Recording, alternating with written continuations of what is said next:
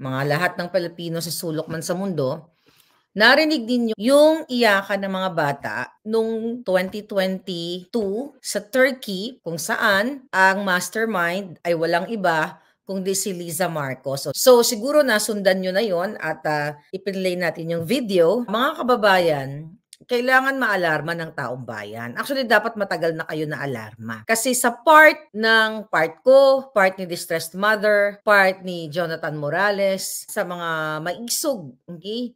Lahat ng mga maisog, lahat ng mga Pilipino na sumasali dito sa pag-call out, hindi lang pag-call out, pagbigay ng boses sa ginagawa ni Marcos Jr. ni Bangag, lalo na ang kanyang asawa. Kasi sabi ko nga sa inyo, ang gobyerno ay isa ng mafia. Doon sa hindi nakanood, i-play ko lang saglit kasi actually 5-minute yung video na yon. Play ko lang saglit yung iyakan ng mga bata sa Turkey kung saan ina-abduct sila ng mga pulis doon. Actually, dapat ano lang yun interrogation lang. Hinihingian lang sila ng statement. Tapos, pinaghiwalay sila sa nanay at ngayong mga bata. Paparinig muli natin.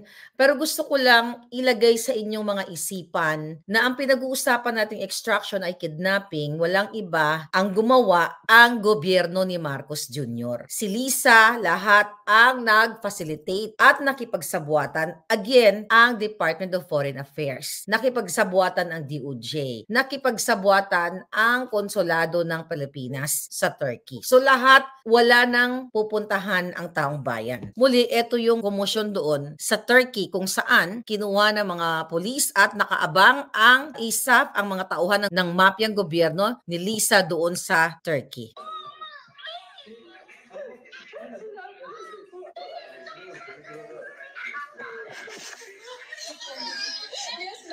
Okay. Wait, baby. Okay. Sweetheart, could you come down for a while? Where are you? I'm in the other police station. I know. Just come down, sweetheart. We have to investigate. Come down, Anak. Come down. Alright. So, mahaba yan. Gaano kalungkot sa isang magulang na katulad mo na paghiwalayin kayo ng iyong mga anak 7, 8, 9, 10 yung mga kaedaran dahil sa isang presidenteng Bangag at asawa niyang si Liza na nakipagsabuatan. Paano niyo haharapin kung kayo ay nasa sitwasyon na gano'n na mismo ang ama ng mga bata ay kasabwat o sumabuat kay Liza Tanas dahil magkakasabwat sila sa illegal na negosyo? Ang bottom line dito, mga kababayan, ayon sa ating informant, kaya gustong i-extract ang mga bata, ang nanay, yung distressed mother, kasi may hawak siyang ebidensya na makakapagbagsak sa gobyerno ni Marcos Jr. dahil nandoon sa kanya ang ebidensyang mga illegal na negosyo na ginagawa ng bangag na gobyerno at ni Liza Tanas. Ano ang gagawin nyo? Ano ang gagawin ng bayan? Kasi napag-alaman natin right after na nag-vlog ako ay meron na namang order si Liza Tanas na ayon sa ating informante ay gigil na gigil at galit na galit ang ahas dahil ipinlay natin ang iyakan ng mga bata. Damdamin ninyo bilang isang ina o bilang isang ama na iwalay ang inyong anak at walang iba na nagpahiwalay sa mga bata at nagbigay ng traumatic experience ay ang Marcos administration, si Liza Marcos at mismo ang ama ng mga bata dahil according to our source at sa mga ebidensya actually na mga nakarating sa atin, mismo ang ama ng mga bata ay kasabwat ni Liza sa pag-extract. Narinig nyo naman dun sa Hi Louie video niya. So dun sa distressed mother, please dobleng ingat dahil pwede po,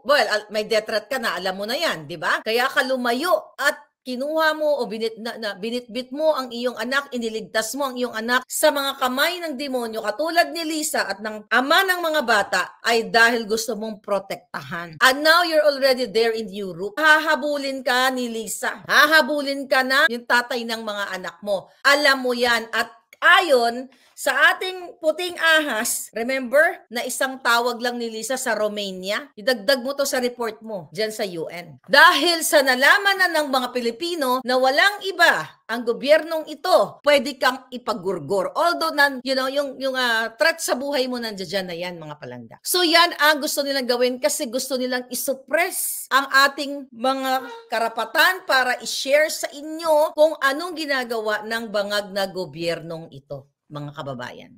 Iko-connect lang natin kung bakit kailangan ninyong kumilos. Mafia na po ang gobyerno. Pero ito, konektado ito, mga kababayan. Di ba yung Maisog Rally? Share ko lang.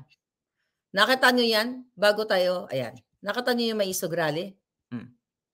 Yan yung sitwasyon. Yan ang supposedly na pagdadausan ng pagtitipon ng mga Pilipino, ng mga Taclobanyon na mag-air ng kanilang boses, ng kanilang hinaing sa taong bayan. Pero kayo na ang humusga, mga kababayan. Ayan, katumbas yan sa paggurgor ng karapatan mo. It's like katumbas yung litrato na yan sa paggugurgor literally ng isang taong humihinga. Hinarangan nila, pinarka nila ng mga truck na yan. Ganyan ba ang way kung kayo ay matino? Obserbahan nyo, even sa pagpapark ng sasakyan. May parking bang ganyan? Sige, palusot nila. Hindi kasi during that time, walang parking space eh. Di ba? Kunyari yan ang palusot nila. Wala kasi mapagparkan ang truck. Yan ba ang proper way of pagpapark? Nakakalat, nakascattered na ang intention ay para harangan to suppress, i-obstruct ang lugar na yan para hindi makapagtipon-tipon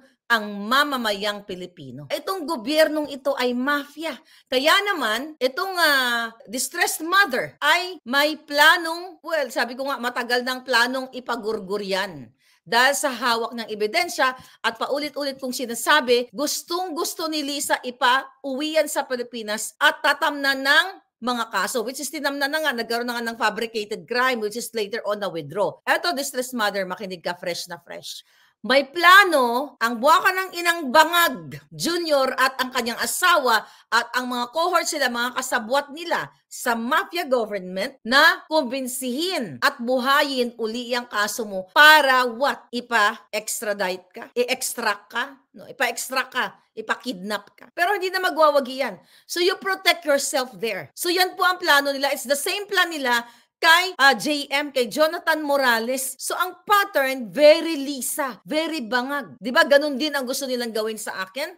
October of 2022 pa lang. Gusto nilang gawin sa akin na ipa-extradite. Kaya nag-fabricate sila ng crime kasama sa pakikipagsabuatan si Taberna. Last year, di ba? Nagkipagsabuatan sila sa mga, even sa prosecutor's office. Nakipagsabuatan sila to fabricate the crime para makapag-issue sila ng warrant of arrest sa akin. It's the same sa'yo, distressed mother. It's the same sa'yo, Sir Jonathan Morales. Ang pagkakaiba lang nandyan ka sa Pilipinas. So I hope the likes of Attorney Rodriguez, Attorney Harry Roque will help you kapag ikaw ay tinamnan na ng mga fabricated crime o buhayin ang mga dismissed cases. Ngayon, mga kababayan, eto ang gustong gawin sa inyo. Yun ang pinakamaliwanag na halimbawa na pagpapakita na yung pagpapark ng truck na yun dun sa Maisog ay it's like para kang ginurgur na, literally na ginurgur na. Ayaw kanilang pagsalitain.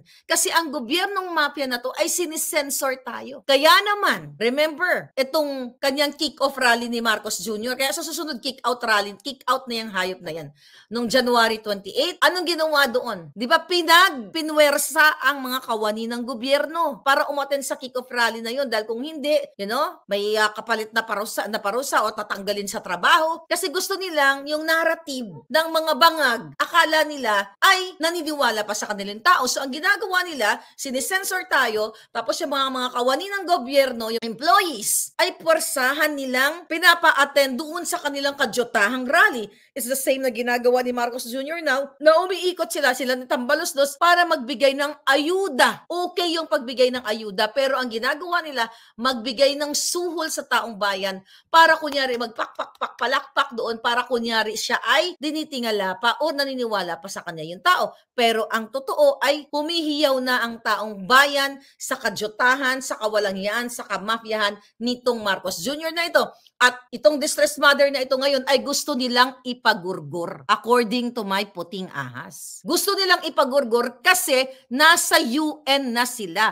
Ang gobyernong ito nandoon na. Ang mga pangalan nila, kahit yung pangalan ni Lisa, kinaray ko na rin yan dito sa Amerika. Pero yung doon sa UN na dinala ng distressed mother ang mga ebidensya, kasama ang kanyang asawa na gusto siyang ipagurgur. Kasama din si Kumar doon. James Kumar nakasabwat according to my source and doon sa ating email na binasa natin, ayon sa ating mga nakakilala sa kanila, sangkot sa bribery extortion. Si Lisa, si Kumar, at si Chua. At marami pang iba. Hang on, you talk about censorship. Ito yung ginagawa sa atin, di ba? Isi-censor ka, maglalatag ng mga truck, bibili nila lahat ng mga plane tickets. Buti sana kung binili nila doon sa part ng owner, baka sinindak nila. Sabihin ng airline, sige, sinindak ni Lisa dahil kung hindi nyo sold out lahat yan kunwari, ay titirahin namin kayo sa iyong mga taxes or hahanapan namin kayo ng butas sa inyong negosyo. Yan ang ginagawa, harap-harapan. Imagine yung mga kababayan, nasa social media age na tayo na anyone can snap sa mga pangyayari. Kaya nga nakikita niyo yung mga truck na yon na hinarang nila doon sa pagdadausan ng pagtitipon. Mafia po ang tawag dito. Tapos, kapag nagsasalita tayo, di ba? Aarestuhin tayo. I-detain katulad ng ginawa ni Estrada at ni Bato at ng Senado kay Agent Morales na kinontempt siya. Okay? Na sinasabi siya ay nagsisinungaling sa PDS niya at yun ay illegal or kasalanan sa mata ng Diyos at sa mata ng batas ang ginawa ng mga jutang ginimes na mga senador na yon. Okay? At later on, although sinabi ni Mr. Morales na mabait sa kanya, it's all bull. Okay? Sabi ko nga, it's all katarantaduhan. In the first place, hindi siya dapat na-contempt, ba? Pero, sabi ko nga, during that interview, magpasalamat tayo kasi during that time, ay pinarelease nila at kasi majujugjug sila ng taong bayan. Yan ang pag-aaresto o intimidation sa inyo, pagdidetain. Kaya nga, di ba, wala na mga journalist ngayon na nagsasalita, may mga mangilan siguro, against sa kadyutahan ng gobyernong ito sa issue ng kidnapping, smuggling. Asa na yung mga aktivista na nagrarally tuwing may ganitong mga issue? Kahit nung panahon ni Noynoy, in fairness doon sa mga aktivista na yun noon, sasalita sila pero nasa na ngayon.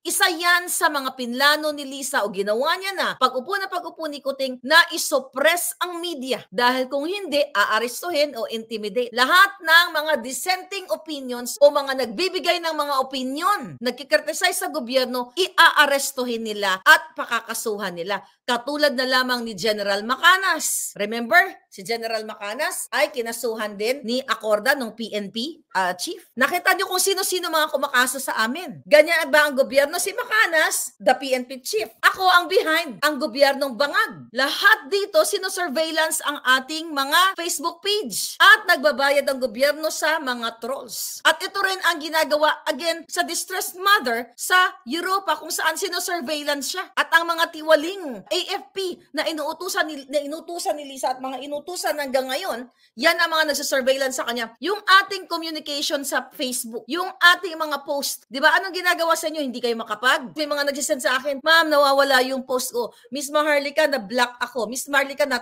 yung Facebook ko, na-suspend ako. Yan ang galawang mafia. Kontrolado nila yung mga media outlets. Kaya tahimik. Tingnan mo ang ginawa kay Pastor Quiboloy at ang SMNI. Remember, ako ang unang nagsabi sa public niya noong November 18 of 2023 na Pastor Quiboloy, ikaw at ang SMNI, si Sara at si Pangulong Duterte, kayo na ang isusunod dito. Nagkamali ba ang ating puting ahas? Hindi. So anong ginawa? Tinanggalan ng prangkisa, ikinontempt si Ka Eric, si Dr. Lorraine. Anong ginawa ngayon? Ginigipit ang negosyo ni Pastor Quiboloy. Lahat gustong kami ng mga buwaka ng ina yan. Nasaan ang media outlets? Nasaan ang mga media na dapat inuulat itong mga katulad ng mga iyakan ng mga bata na ang utak ay si Lisa Marcos at si Bangag sa pagkidnap ng mga minor de edad?